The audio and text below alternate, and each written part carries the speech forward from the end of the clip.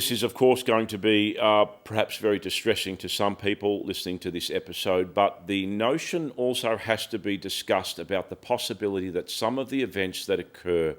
in relation to mass tragedies are either deliberately orchestrated or allowed to happen to suit a higher agenda, if you like. This is just something that, of course, has to be determined and in many ways can consider to be my opinion. But it does seem to be that when you examine the nature of some of these crimes, it seems very apparent that there were some catastrophic failures that should never have taken place. And one could argue that the officers that lost their lives were, in essence, sacrificed.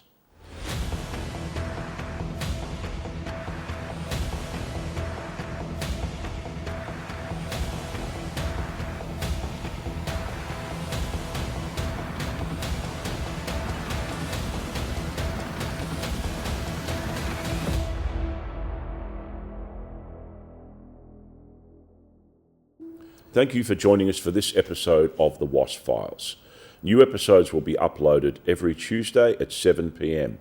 Feel free to share far and wide, and please see the links to the Dropbox files and information relating to the episodes. Also,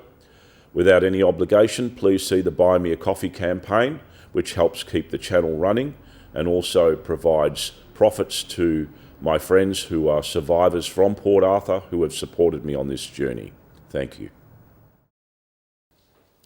This episode of the Wasp Files is rather uncomfortable. It deals with a very distressing component of some of the gun crimes that have been committed very recently in Australia and are associated with the deaths of police officers. Quite tragically, I have a lot of respect for the police, and they put themselves on the front line, often in harm's way, and very sadly some of those fall as a result of their service to the community. The uncomfortable notion that I wish to discuss relates to the failures or perceived failures by the upper levels of police management in terms of protocol in ensuring the safety of their officers whenever they're placed in a situation that could involve hostile use of armed offenders and people that are known to be a risk to community safety. Obviously, there's been quite a few of these that have occurred of late, and we've had the tragic loss of police officers in Australia. So going back a couple of years, we had this shooting that took place in Queensland in Wasp, where 3 constables had attended a property, a fortified property that was way out in Wasp in Queensland, and they had prior knowledge that the occupants of that premises did own firearms and that they had conducted themselves in a way that was considered to be hostile towards police and even potentially threatening. So 2 young constables had jumped the rural property fence at Wasp and attempted to perform a welfare check on the residents, and then they came under fire and were tragically killed because the occupants were waiting for them with high-powered rifles. The 2 police officers that tragically lost their lives that day were Matthew Arnold and Rachel McCrow, and a nearby neighbour who had also come to investigate by the name of Alan Dare. The perpetrators of the crime were later killed by Special Operations Group police who had attended the property. The motive for the Wasp attacks was attributed to a shared psychosis related to extreme religious beliefs of the Train family and delusions of persecution, which is why they lay in wait for the police officers. However, the questions had to be asked that in sending, in essence, very young and inexperienced constables to the property where they know there is a risk of potential threat involving firearms, that the management could be accused of either gross incompetence and negligence in undertaking the protocol that they did in sending those officers in the first place without adequate support, including the provision of an overwatch by Special Operations Group police, and predetermined the possibility that there could be an armed siege situation that would then take place. Since then, there have been other shootings involving the tragic loss of lives of police officers, which I don't condone at all. A short time after, in Tasmania, a 25-year veteran of the Tasmanian police force by the name of Kevin Smith lost his life when attempting to serve an eviction notice for repossession of a rural property, accompanied by another police officer. There were Special Operations Group police in attendance at that property in Tasmania. However, they were parked down at the end of the driveway and didn't provide cover for the constables who had attended the property. Consequently, sadly, Constable Kevin Smith lost his life on that day. Speaking about this tragedy to a former Taspol Special Operations Group officer, a person you would all know by the name of Michael Dyson, who was accused of being the shooter at the Seascape Cottage, he intimated that he was going to communicate with the Tasmanian police in relation to what he considered to be an abject failure of protocol by the upper management, whereby there should have been a much greater emphasis on, once again, protecting the lives of officers and bringing enough resources, whether tactically or intelligence-wise, to prevent the possible deaths of officers in attendance. And now also in December the 14th, 2025, a number of police officers were shot and injured in the Bondi Beach shootings. And reports were that once the shooting had commenced, that many officers who were in attendance, who had only handguns as their defence weapons, were forced to basically take cover on the ground and were not in a position to engage people from an elevated position who were firing very accurately with high-powered rifles. As a result of that, there was some delay in being able to neutralise the shooters, and it came down to a courageous member of the public, Ahmed Al-Ahmed, in an attempt to disarm one of the shooters, which he did successfully before he himself was injured by gunfire.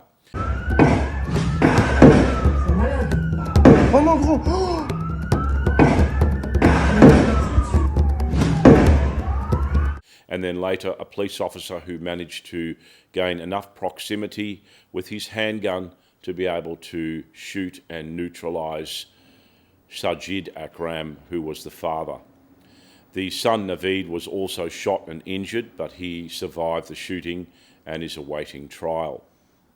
So serious questions have to be asked as to what the correct protocol is to avoid violent and potentially murderous outcomes when police undertake their duties,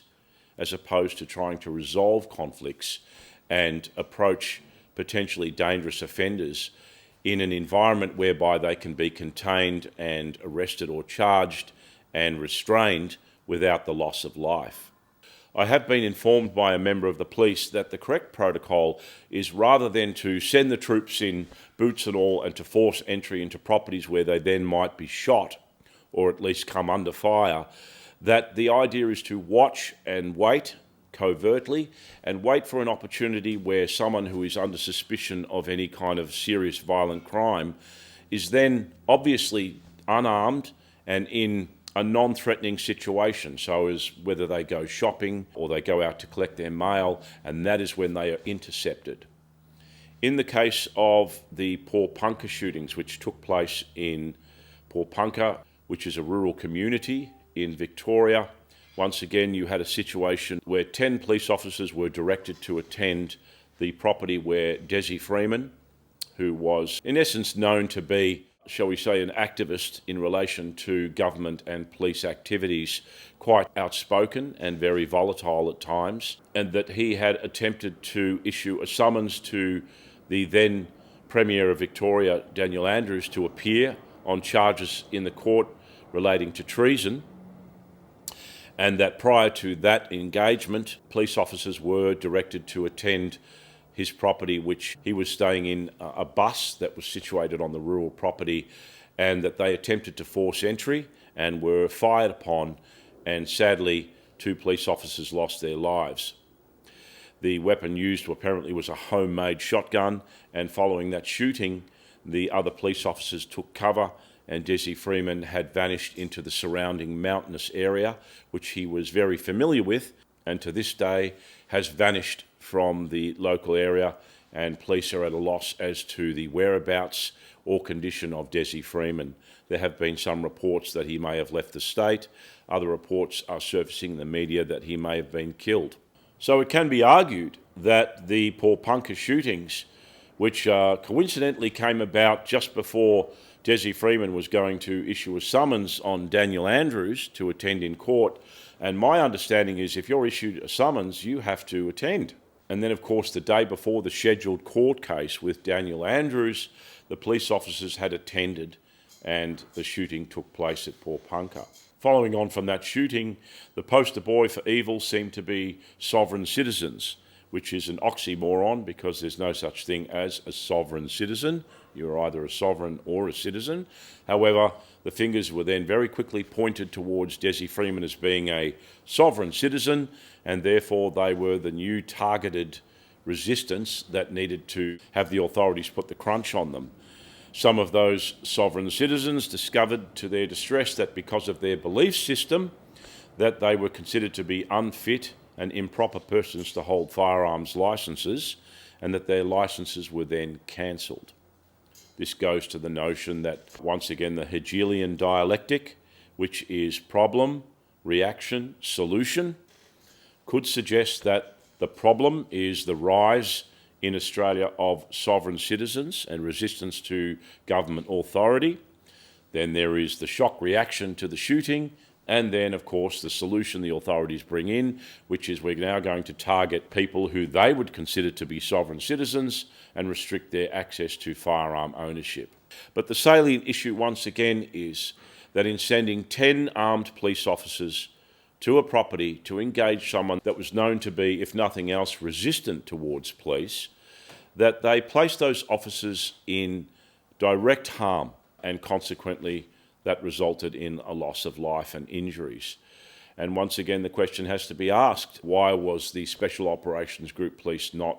permitted to attend that environment? Why was there no overwatch? And of course, the actions of the surviving police officers, there were 10 in attendance, is still a mystery because we don't have a trial or an inquest as yet into the Porepunkah shootings to determine in what way the operation was carried out, how it failed, and what the activities of the officers on duty were. This is, of course, going to be perhaps very distressing to some people listening to this episode, but the notion also has to be discussed about the possibility that some of the events that occur in relation to mass tragedies are either deliberately orchestrated or allowed to happen to suit a higher agenda, if you like. This is just something that, of course, has to be determined and in many ways can consider to be my opinion. But it does seem to be that when you examine the nature of some of these crimes, it seems very apparent that there were some catastrophic failures that should never have taken place. And one could argue that the officers that lost their lives were, in essence, sacrificed. And as a result of most of these shootings, the fallout is a strident call for the restriction of firearms. In the case of Desi Freeman, the edict was put out that anyone that was considered to be what is termed a sovereign citizen was therefore an unfit and proper person and had firearms licences cancelled from them.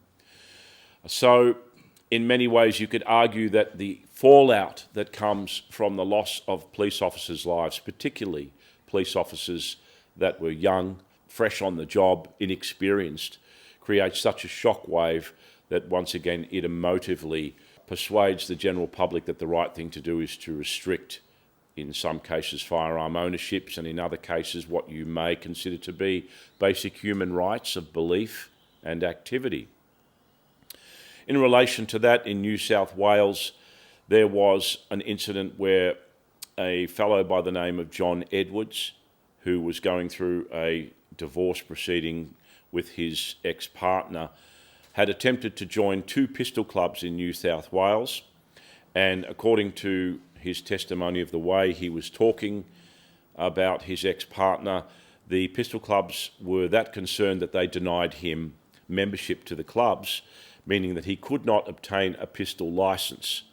because in that state, and in many of the states of Australia, you have to be a member of a pistol club, you have to attend, you have to go through rigorous checks, and you have to take part in a set number of competitions every year in order to be able to procure and retain a firearms licence, particularly a handgun licence. This did not happen with John Edwards. However, the New South Wales Police Commissioner had somehow overturned and overlooked that situation, particularly the negative testimony that was provided by the gun clubs, and granted John Edwards a pistol licence, which he then used to kill his children and attempt to kill his partner. So these are very serious questions as to why it is that the powers that be, particularly the police, that of course are very quick to try and throw the book at anyone that has a discretion if they're a law-abiding firearm owner, seem to have these monstrous failings when it comes to providing certain individuals with access to firearms and, in essence, ignoring the red flags that raise when it comes to violent individuals and sending their members into harm's way where they then lose their lives tragically. These are all questions that need to be, of course, considered, but if nothing else, there should be a fundamental redress of police procedure when it comes to engaging potentially dangerous people. But as to whether or not there is a deliberate hidden agenda behind those activities, that's yet to be determined. Once again, with the Bondi shooting, it was interesting to note and outrageous to many people that the fingers were very quickly pointed by the Minns and Albanese government at far-right extremism, at neo-Nazis in essence, rather than identifying what was very clearly, at least on the surface level, a radicalised Islamic terrorist attack against the Jewish population. The anti-hate speech laws seem to have been brought in to target more political dissidents and people that were considered to be a threat. In the case of the white supremacist neo-Nazi movement, they had obtained enough numbers to form a legitimate political party. So they became the directed target of the anti-hate speech bill. Of course, there are some glaring inconsistencies with the bill where what is considered hate speech by some is not considered hate speech by others. So, for instance, the burning of the Australian flag that took place on the 26th of January this year is not considered to be an illegal act, nor is it considered to be an act of hatred. The many, many political and social critics of Anthony Albanese's hate speech bill are very quick to point out that the bill seems to be targeted towards certain individuals in society while others get a free rein. And that is why there is so much resistance to that bill. So once again, the point I am making is that we have to consider the notion of false flags. We have to consider that in some cases, historically, false flags are a part of the human history, and that they are designed to provide a situation where there can be a hidden agenda put into place, and often, sadly, tragically and monstrously, that would entail the sacrifice of innocent lives, including those who are chartered to protect us, our frontline defence, our police.